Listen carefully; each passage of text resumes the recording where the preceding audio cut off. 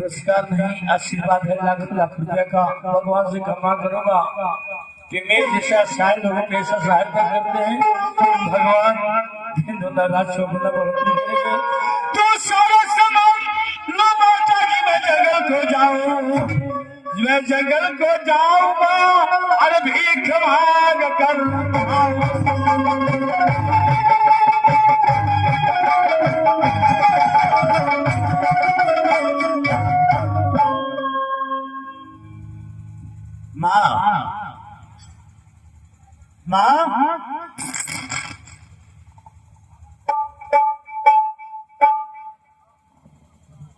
क्यों से परेशान हो?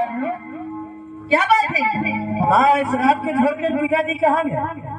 अरे पिताजी गए हैं वो किशनपुरा बाजार चाय पीने के लिए। पूरे बाजार चले गए चाय पीने। हाँ हाँ और बड़े भैया मेला वो गए हैं न्योता।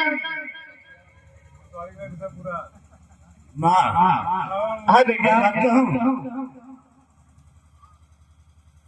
पता है कि बड़े भैया मेरा हमसे कितना प्यार करते हैं। प्यार करते हैं?